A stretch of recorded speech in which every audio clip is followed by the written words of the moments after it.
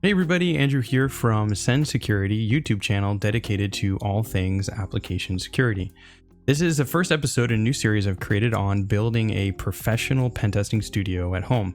You're probably curious what a pen testing studio is, and that's fine. It's a series of tools that support the overall ecosystem that you're going to need in order to do professional pen testing and achieve some of the outcomes that you're looking for. Just like when you go into an artist studio or to Bladesmith's Forge, you're going to find they have a lot of different stations set up that support the overall mission that they're going for. And every chance I've ever had to be around a craftsman, I found that they're very intentional, ranging from things like everything has a box and a label and a name and it's organized in triplicate to an organized chaos that nobody understands except for the artist, and that's fine, but it helps them produce art. This series is about building something like that in your house for you in order to support the overall goal of professional pen testing. If that's something you're interested in, let's get started and work through this together. So the question you probably have in mind is, what does a pen testing studio look like? Well, before we get there, I think we need to talk a little bit about what studios in general are trying to do. I think a great example of this is McDonald's, albeit a bit controversial in terms of the quality of their food. They were the forerunner in organizing kitchens for the purposes of efficiently creating food, fast food, right? And if you look at the process that they went through, at one point they went out to, I think it was a tennis court or a basketball court, and they laid out the way they wanted their kitchen to work in chalk and to make people move through it to understand how the different units come into play when they're organized in certain fashions to produce the thing that you want. Now, you're probably thinking, I don't want to make fast food. I want to make something more like a gourmet food or a high-end restaurant, right? But the process is actually very similar. If you were going to have a French restaurant or a restaurant that focused in specialty desserts, the way that you're going to lay out your kitchen and what's going to go into it is going to be very different and very specific for those needs. From our end, we're going to be looking at, first and foremost, what are the three levers that you need to understand that come into design considerations, right? From our perspective, the goal here is pretty straightforward. We're going to be pen testing web applications. So our studio is going to be focused around what are the tools, what are the support infrastructure that, one, either support pen testing, or two, support the very specific task of application pen testing, right?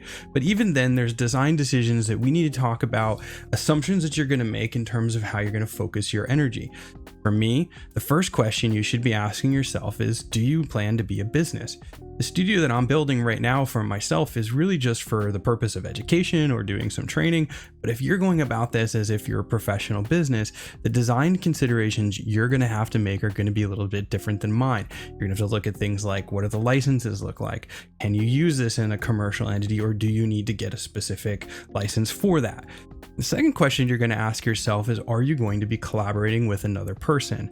In our case, this is something I'm working on pretty much for me. I'm not planning on shipping this stuff out, or I want to show you integrations that are going to make sense for this overall studio.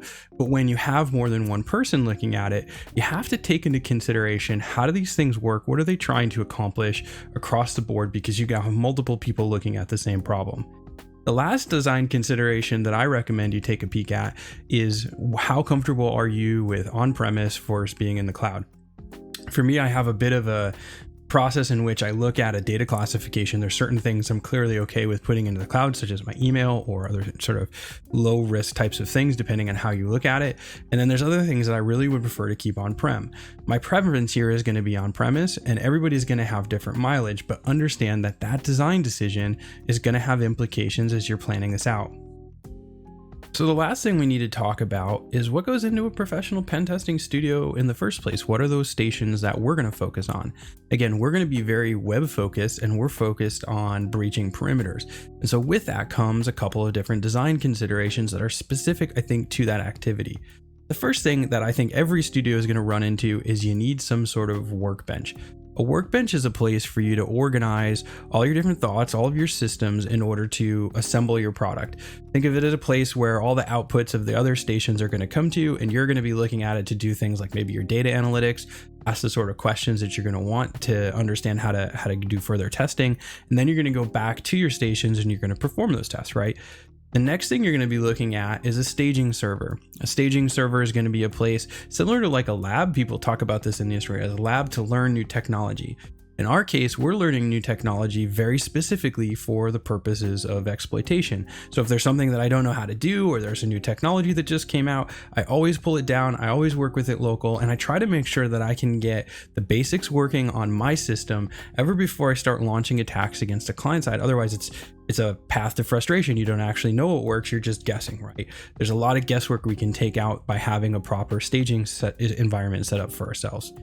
The next thing you're going to be looking for, and very specific to web applications, is a second order callback system.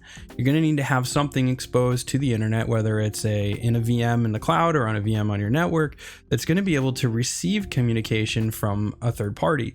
And we do this specifically in order to test things like second order attacks, or whether it's a web shell that calls us back. And so you need that callback server configured and ready to go whenever you need it in order to make sure that these attacks are actually working against your clients. The next thing you're going to need is a password testing setup. I prefer a password cracking rig, but more than that, I actually need a place where I can set up different types of password testing attacks against different clients, whether it's for a bug bounty or not, depends on what's in the rules of engagement.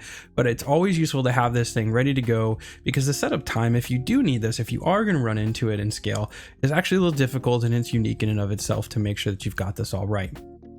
The last thing, and probably the most unsexy part of your entire studio, is going to be a place to write your reports. Reports are a little different than your workbench, right? Because in your workbench, I'm looking at my product and I'm testing and I'm understanding what it looks like. But the report is where I put it in the box and I get it real pretty and I make sure that the clients understand what it is I did. As my previous boss used to say, an engagement is only as good as your ability to communicate it back to the client. You can't just say, hey, I did a great job, I had a lot of fun, I learned a lot of neat things, you should have been there, it was great. You have to put it in a fashion that they're going to understand it. So whatever that deliverable is, whether it's a report or a bug bounty, this is something that you're going to dedicate some time and effort to up front in order to make that job very easy, but also very professional in terms of your delivery. The workstations that we're going to talk about the most are going to be the workbench. We're probably going to start there and then we're going to come back to it. It's important enough that it deserves a lot of time and attention, because how you do it is ultimately going to drive a lot of effort and a lot of things that you derive from your work from it. Basically designs your workflow. So we're going to get into that in the next episode. Hopefully this was a great introduction to what a pentesting studio is, some of the basic design considerations, and why we need to build one, and what the rest of the series is going to look like. Thank you for your time. If you're interested in this series, you're interested in the continued discussion of application security, feel free to subscribe. Look forward to talking to you in the next episode.